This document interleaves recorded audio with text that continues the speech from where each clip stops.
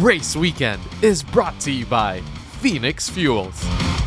Make every trip come alive with Phoenix Fuels, now with Pulse technology. After two thrilling and enjoyable rounds at the Clark International Speedway, the 2018 FlatOut Race Series shifts back to the south, to the Batangas Racing Circuit for Round 3. And it was no surprise that some Batangeños came out to show whose home track the BRC is. Up next, we feature some of what happened at Round 3 of the 2018 FlatOut Race Series here on Race Weekend.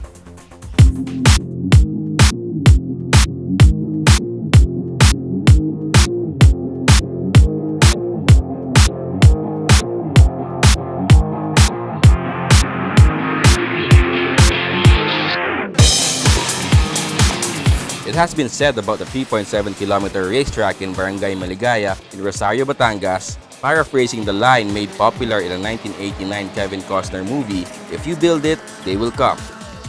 And for more than 2 decades now, motorsports buffs, racers, and spectators have been coming over to the BRC to race or watch the spectacle. Local motorsports waxed and waned over the years, but this year it's waxing hot. And one of the reasons for this is the 2018 FlatOut Race Series. After 2 thrilling rounds at the Clark International Speedway, the FORS returns to Batangas, and surely enough, motorsports buffs have come in droves. Among them, Batangeños, whose love for racing has been kept hot over the years, like Don Portugal from Taysan, Batangas, who joins FORS as a first time because, well, it's being held in nearby BRC. I'm Don Portugal from Taysan, Batangas, here in Batangas province. And under my tuner and engineer, Matonetics Engineering, yes. This season, this is my first time to join in the round 3 only because alam mo na, busy tayo sa work and then business, kaya hindi tayo lagi nakakasali. Don Portugal has been a professional racer competing in Yokohama Grand Touring Championship, but since has come home and found another venue for his passion for racing in FORS. Don Portugal immediately made his presence felt in his first foray into FORS, breaking the all-time lap record at BRC, setting the fastest time in the time attack in the special bracket R, and then also coming in second fastest in bracket A. Itong car na to, katatapos lang naming buuin. And then ang target talaga namin dito, mag-best time kami. Pero hindi namin in-anticipate na mabibreak ko yung all-time record dito sa Batangas Racing Circuit and dito sa FlatOut Race Series. After setting a new all-time lap around the BRC, Don Portugal later on went on to win the Grid A race. Keeping veteran FORS driver Rafael Lau was fastest in bracket A of the time attack. The racer from Taysan now endorses FORS to all racers out there. Basta may time ako, sasali talaga ako dito sa FlatOut Race Series kasi magandang karera to. From grassroots to professional racers, pwede sumali. Walang nagiging intimidation dito, walang nagiging discrimination kasi dito magkakapatid kami at ang plano ko, ganun naman ang lahat ng karerista i-break mo yung existing record. Kahit sa'yo yan, sa kalaban mo yan, sa kabarkada mo yan. Ang mahalaga, nag-excel yung motorsports dito sa Pilipinas. At yun ang target natin. Another hometown racer, Sonny De Torres, is now an avid convert to FORS competition after enjoying the race and getting on the podium, so to speak, at the 3rd round of the 2018 FlatOut Race Series. I'm Sonny De Torres of Group N Autosports. That's actually the name of my shop here in Batangas. I'm racing with my EG, Rocket Bunny, and K-Series engine. In his first foray into time attack and grid races, Sonny De Torres was fastest in the time trials for bracket C. He then later enjoyed going wheel-to-wheel against opponents in his class during the grid race, ending up finishing 3rd place, behind Paul Santos, who came in 1st, and Julian Diego in 2nd. Medyo mahirap kasi hindi naman ako sanay sa grid. I actually do drag racing and toge. And this is my first time to do that. It looks like Sonny De Torres may become a regular in FORS competition, as well as friends who he urges to join the races with him. I'm really planning to join and support the FORS. It's very good, and here in Batangas, motorsport is very mabilis ang umakyat, dumadami, and I actually like my friends to join my my group to join this race. It's very happy and very nice. The hometown heroes and newbies were not only the ones having a great time at the FORS return to Batangas. FORS regular Eduardo Suiza also performed creditably despite some problems with his car's transmission. Okay naman, nagkaroon kami ng kahit konting points sa third place kami natapos. Nung morning pa lang nasira yung transmission namin, so wala akong third gear. So medyo mahirap mag-drive na mag-transition na 1, 2, 4. 1, 2, 4. So yun, kaya nagkaroon sila ng gap na malaki-laki. Pero okay naman, masaya yung ending.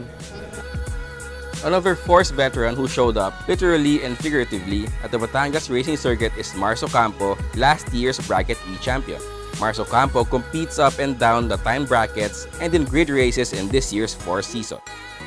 Round 1, it's Bracket F, third.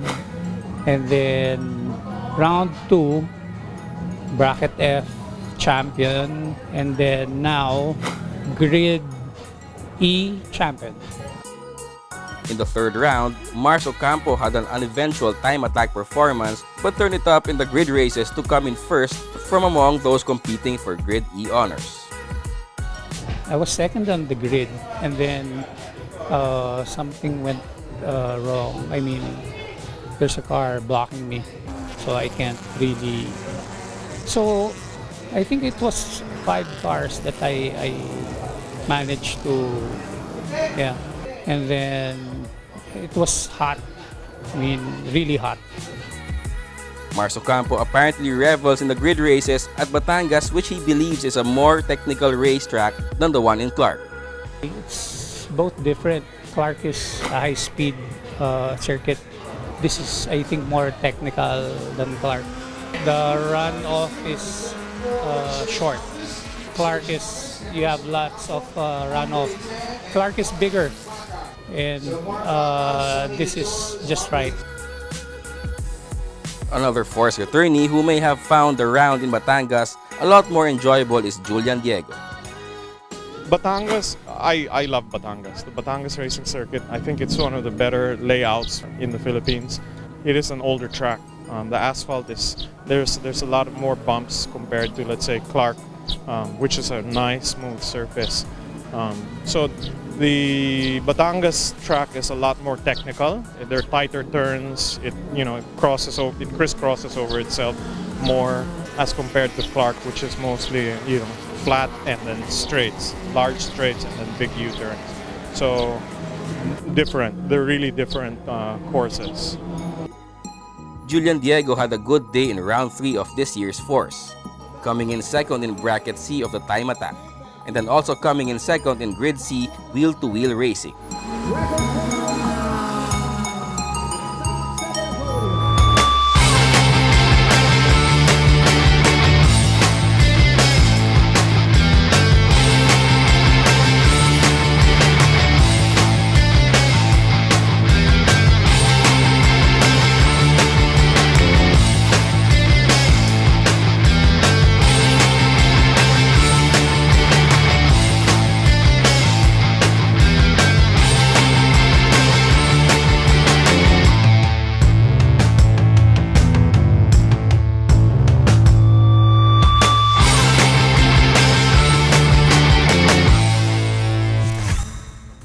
The Batangas Racing Circuit has long been home to many motorsports events. It's great to see the aging circuit still hosting many grassroots motorsports events like the FORS, with many young ones and veterans still enjoying the challenge of its technical track. Here's hoping the track and FORS continue to enjoy success in nurturing motorsports in the country. This week's feature on Race Weekend has been brought to you by Phoenix Fuels.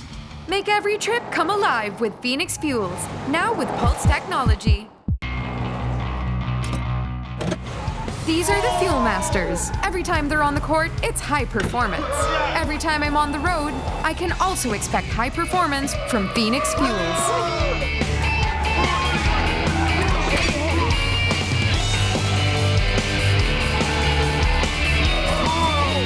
We made it! The next generation Phoenix Fuels, now with Pulse technology, delivers enhanced power and acceleration to make every trip come alive.